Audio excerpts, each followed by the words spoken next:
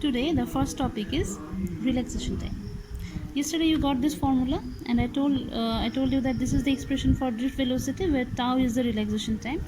You can write the magnitude of drift velocity by removing the negative sign. Simply this EEM into tau, that will be the magnitude of drift velocity.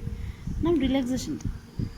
To get the concept of relaxation time, suppose we consider some electron is there, one electron, okay, which is undergoing collision inside the conductor.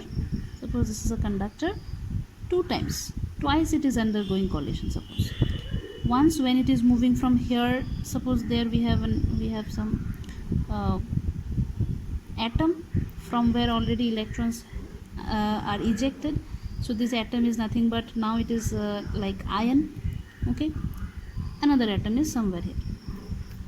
So when this electron gets this much acceleration, it starts moving, it collides this one, and as soon as it collides this one, the velocity of the electron becomes almost zero.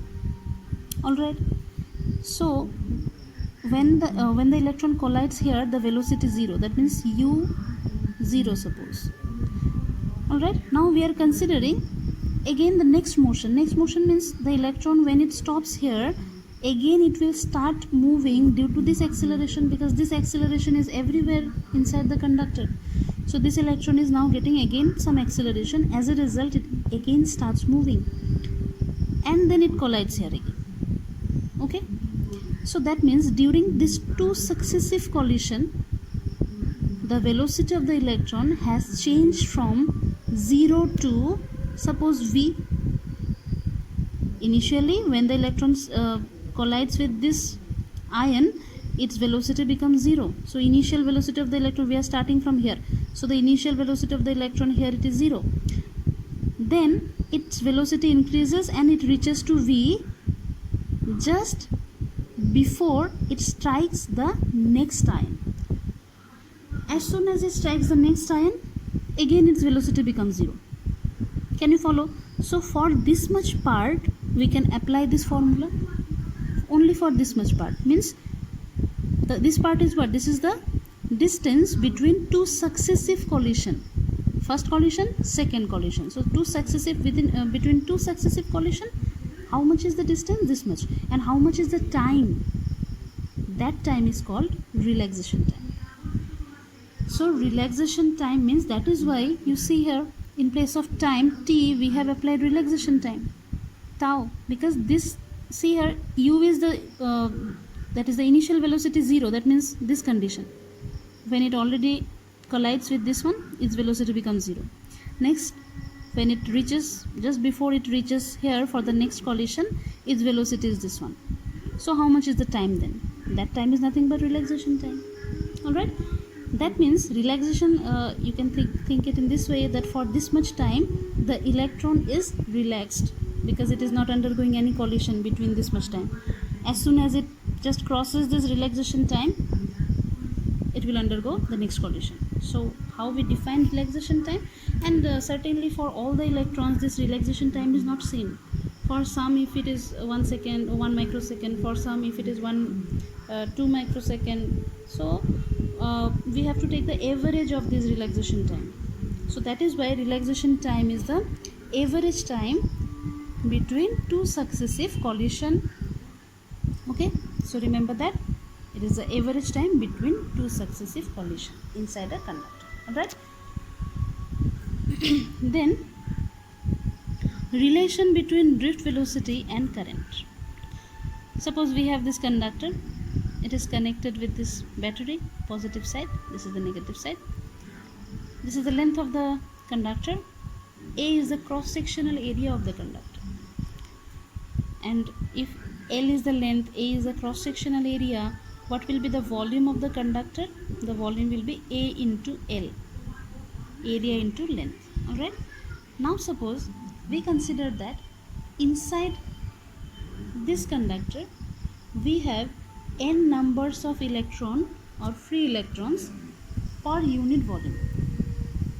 That means inside this conductor we have n electrons or n free electrons per unit volume. That means within this much volume, how many electrons will we have? N into volume of the conductor. N means it is the number of just apply unitary method. In unit volume we have n electrons.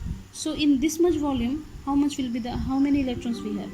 The number of electrons per unit volume into the volume of this. Okay, so that means the number of electron present within this much volume will be n into A into L. Okay, A into L means it is the volume of this conductor, and N is the number of electron per unit volume. So next step, now we have current equals to charge by time. We know this one. Now charge means we know that charge of each electron is how much? E. Now inside that particular conductor, how many electrons we have? We have this many electrons, just now I told you, N into Al. This many electrons we have inside the conductor. Each electron has a charge of E, so what will be the total charge then? This into E. Okay, now this value we will substitute in equation 1. But before that, let us use this formula also. This is nothing but, in class 11 you got the formula S equals to Vt, distance equals to velocity into time. So distance is nothing but the electrons are moving from one side of the conductor to the next side. So that means the distance traveled by the electrons is nothing but it is the length of the conductor. So in place of S, this one, we write L, length of the conductor. V is the drift velocity of the electrons, into T. Okay, so from this, T equals to L by Vd. L by Vd. Now this T is what? It is the time taken by the electrons to move from one end of the conductor to the next end. So T means this. Now the value of this T and the value of Q we will substitute in equation 1. So 1 implies, in place of Q this value, in place of T this value, L gets cancelled, we get this one. So this is the relation between current and drift velocity.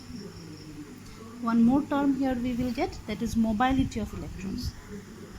So mobility of electron is a measure, or you can say that it just says how easily an electron can travel inside an electric field. That means if mobility of any conductor or of any electron in a conductor is more, that means we will say that the electron can move more easily inside the conductor. If the mobility is less, that means the electron will move with less, or you can say that the electron will move with not that easily. Okay, it has to that means it will not be so easy for the electrons to move from one end to the other in a conductor. So anyways, mobility, that is a definition, but mathematically we express it in this way. It is a ratio between drift velocity attained by the electrons and the electric field applied. As we already discussed in last class, that when inside across a conductor, when we apply some electric field, then only the electron moves from one side to another. That means then only we get drift velocity. So this drift velocity divided by the electric field, this gives us mobility. Now Vd means we have this expression for Vd. In the first class you got this one, E tau by m. Then E is already there, E gets cancelled, we get this one, E tau by m. So this is the expression for mobility. And here you can see that mobility does not depend on electric field, because electric field gets cancelled. So it depends on only the nature of the material, because E means what? Charge of electron. M means what? Is the mass of electron. Okay, and tau means it is the relaxation time, and relaxation time, it depends on the type of material. So that means mobility depends on the type of material. Thank you.